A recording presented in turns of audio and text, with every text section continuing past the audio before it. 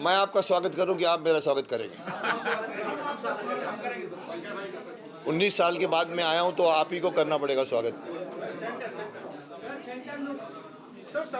तू तो of centre में है।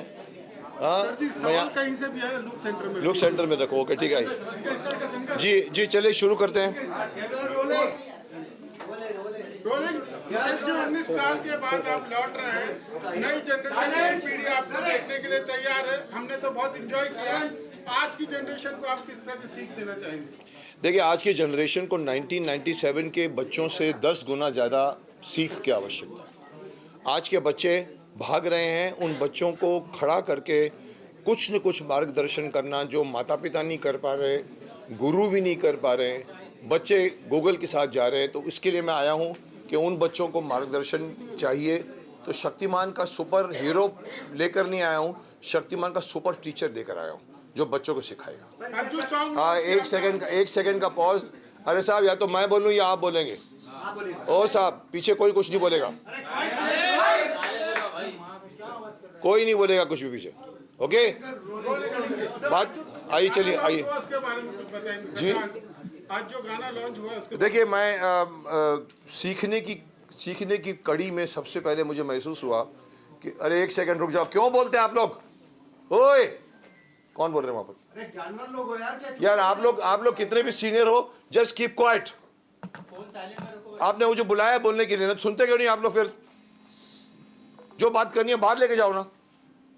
Rolling sir. थोड़ी सी शिष्टता रखो आप लोग। सर, गाने के बारे में बता रहे जी देखिए, मैंने जो कहा है कि मैं सुपर टीचर बनकर मैं अपने आप को फिर से लेकर आया हूँ।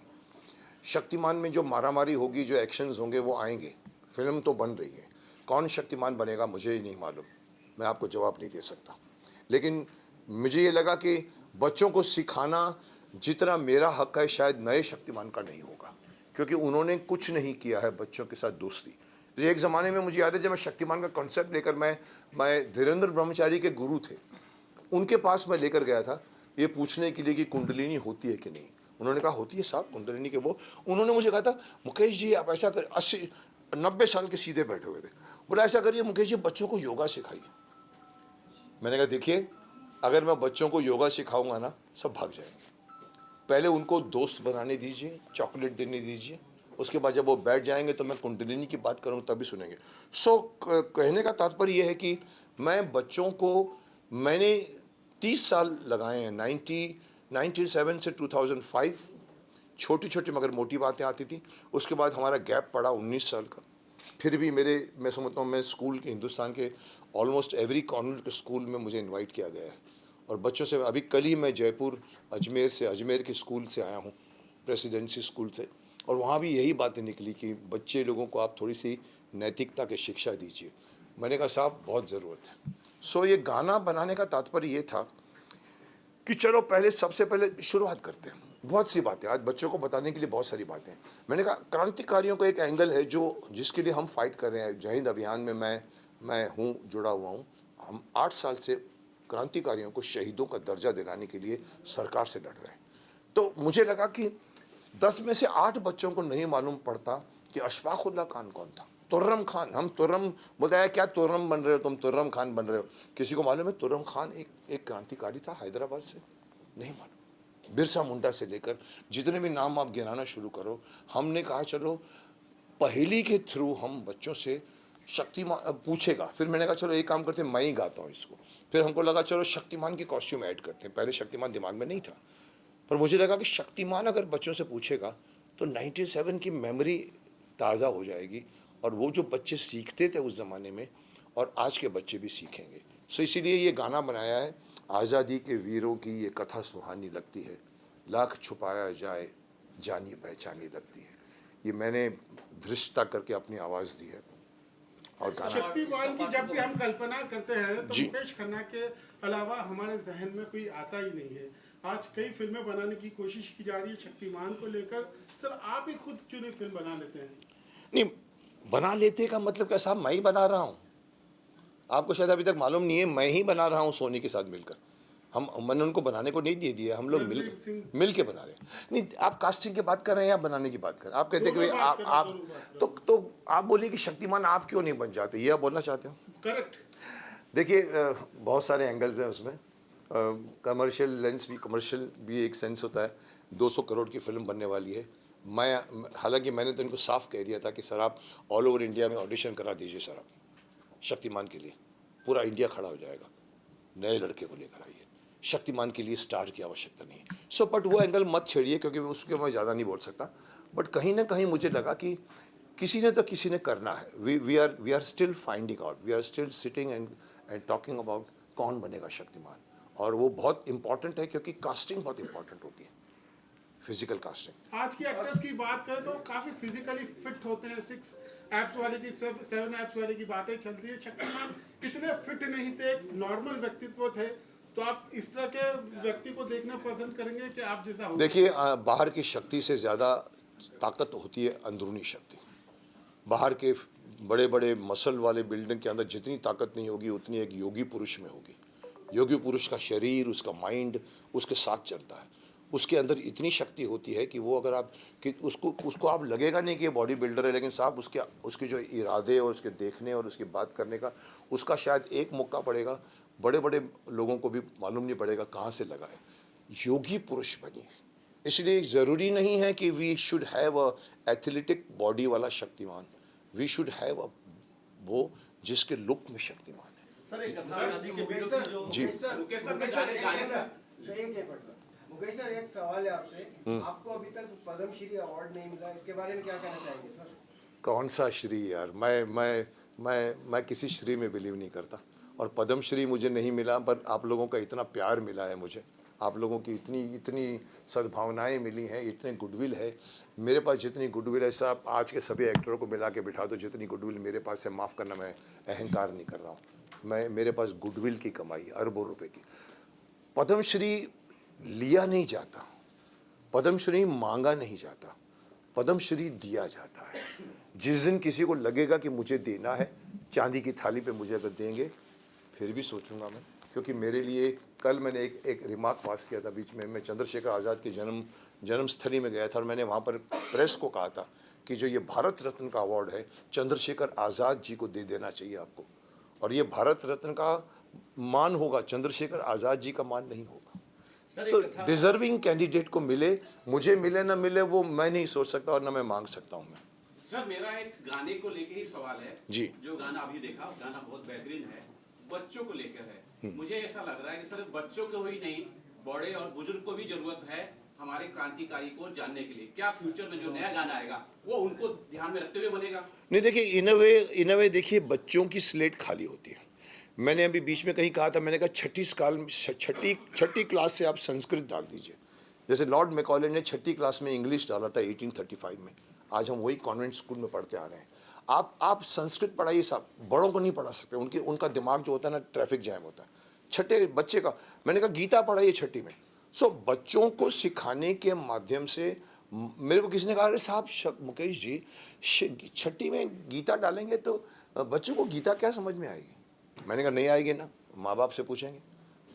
अगर माँ बाप को भी नहीं आएगी, कुछ माँ बाप ऐसे होते शायद उनको भी पता नहीं होते, तो वो अपने दोस्तों से पूछेंगे, अरे मेरा बच्चा पूछ रहा है मुझे बताओ यार, अदरवाइज मुझे बुरा लगे। So that this is the way you will teach Gita to everyone, which is the most essential element of today. जिंदगी का जीने का तरीका गीता सिखाती है। अफसोस की बात है कि हम दुनिया भर के अलग अलग फिल्में देखते हैं, लिटरेचर पढ़ते हैं, हमारे खुद के संस्कृत में बने हुए न वेद पुराण, न उपनिषद, न रामायण, न महाभारत पढ़ते हैं। पढ़ के देखिए साहब। सर आजकल के बच्चे जो हैं माता पिता से और सर काफ़ी महान पुरुषों से काफ़ी दूर रहते हैं। और सर ये जो कथा आज़ादी के वीरों की कहानी है, इसमें सर क्या कुछ एक्टिंग के जरिए भी कुछ ऐसा संदेश शक्तिमान के रूप में देखने को मिलेगा ताकि बच्चे और ज़्यादा उसको कैच कर सकें? देखिए, आपका पहला सवाल ये है कि आजकल के बच्चे माँ बाप से दूर होते जा रहे हैं। ये मैं अभी भी बोल रहा हूँ, रिपीट भी कर रहा हूँ कि आजकल का बच्चा गूगल का दोस्त बन गया है। आज ना वो अपने माँ बाप से पूछता है, ना टीचरों से पूछता है, वो गूगल को पूछता है, अरे मेरे पेट में दर्द हो रहा है, मैं क्या करूँ? They have dependent so much on this thing. तो उसके बच्चों ने जो माँ बाप से नहीं सीखते, न बैठते हैं, उनको हमें तैयार करना पड़ेगा। गाना is the most sweet medium to teach. हम पद्य में गद्य में सिखाएंगे, डायलॉग्स होते हैं, सब किताबें होती हैं, कहानियाँ होती हैं, लेकिन एक बहुत ब्यूटीफुली गाना बन जाए, वो गाना आपके दिमाग में घुसता है। तो ये नॉलेज जो हम देना चाहते हैं, ये क्रांतिकारियों के नाम की सिर्फ बच्चों के लिए नहीं है। Let this become very popular.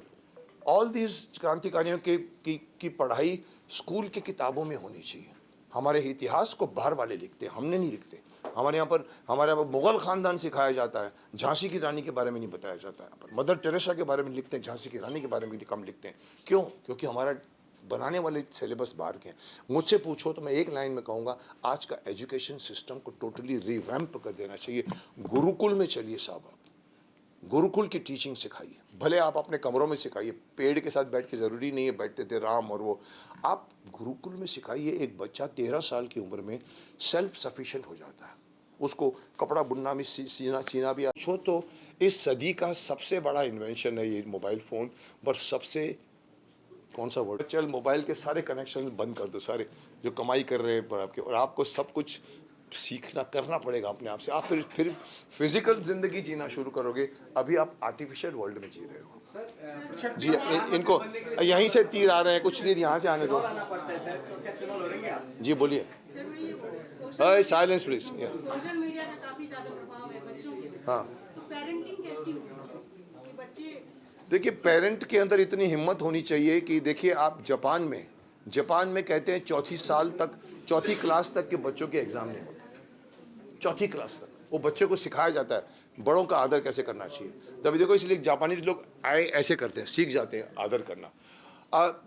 Google से बाहर चाइना ने गूगल बंद किया है, हम नहीं बंद कर सकते, हमारी में इतनी हिम्मत नहीं है, क्योंकि हमारे यहाँ पर सिर्फ राजस्व कितना मिल रहा है, टैक्स कितना मिल रहा है, उसमें घुसे हुए हैं साहब। मत आप देखिए यूथ कहाँ जा रहा है। मोदी जी कहते हैं कि हमारा देश जब 25 साल के बाद होगा, सबसे ज़्यादा, भाइयों और बहनों, सबसे ज़्यादा युवा देश होगा। साहब मैं पूछता हूँ, वो युवा उस वक्त जब पहुँचेगा कितना शक्तिशाली होगा, कितना शक्तिमान होगा, कितना उसके कंधे स्ट्रांग होंगे, कोई देखता है कोई? आज की जो एजुकेशन में जा रहा है बच्चा ए आएगा, उधर पहुँच के 25 साल का भी होगा लेकिन ए हो रहा होगा, आपका देश भी ए हो रहा होगा।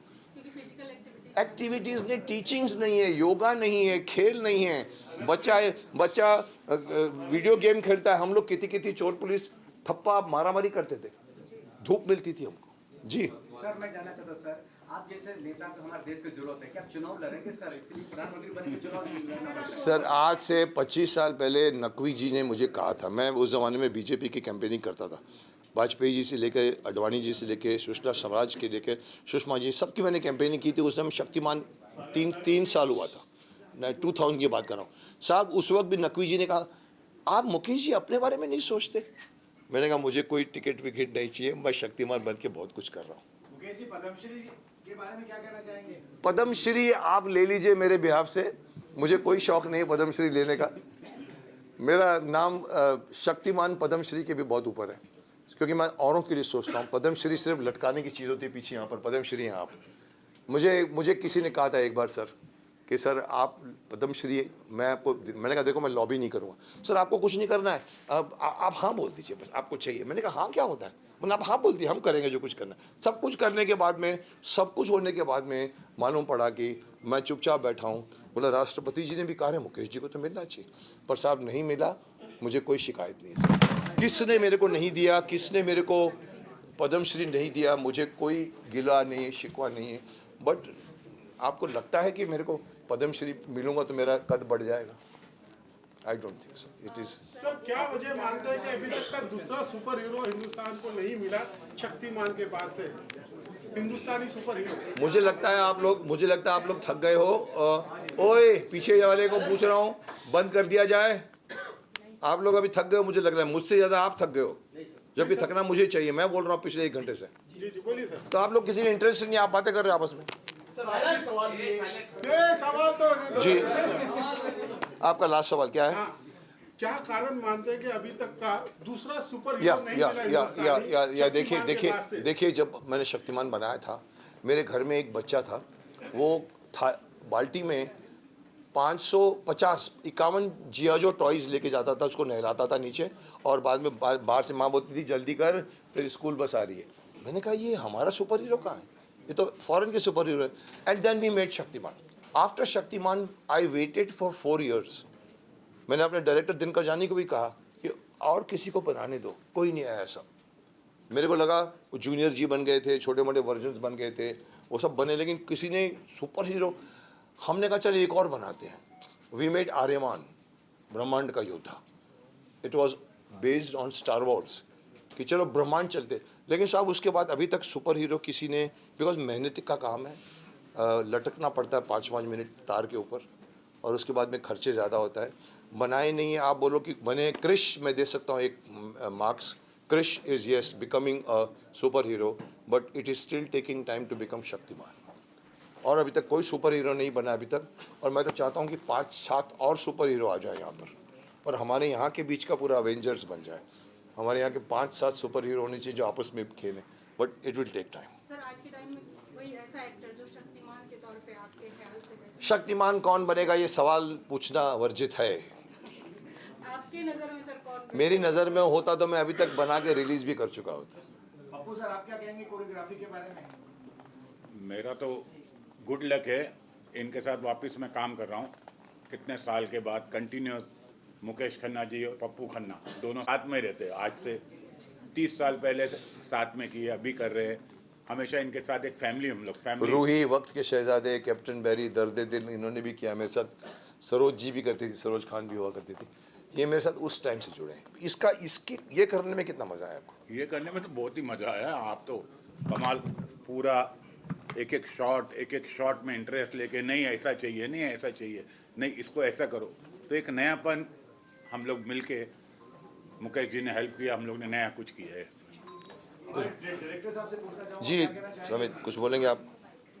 There's nothing to say much. I was to his fan since childhood. I was a big Shaktiman fan, and I'm actually honored that he chose me to direct this song.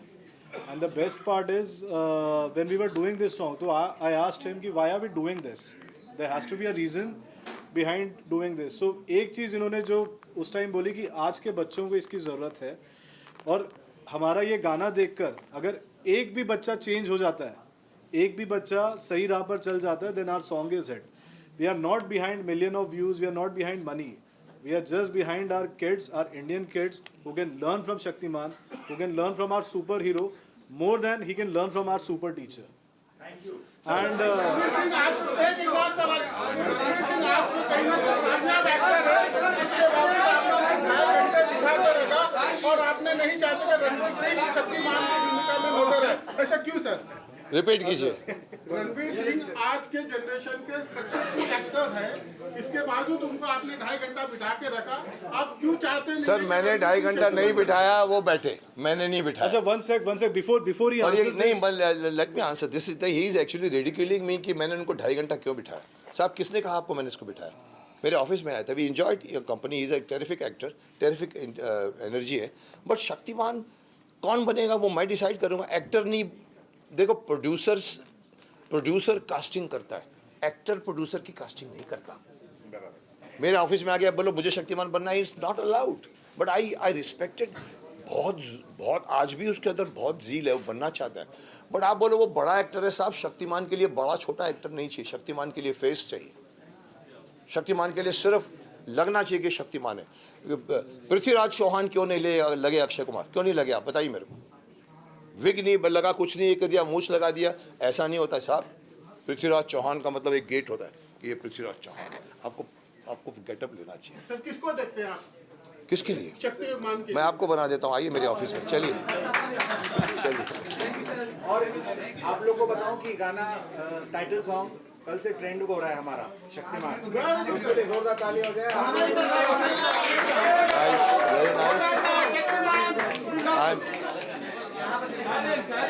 I am happy, last में इतना ही कहूँगा, I am happy doing this धृष्टता, I am happy coming back as Shaktimaan, I am happy in spite of people asking Shaktimaan film कब आएगी।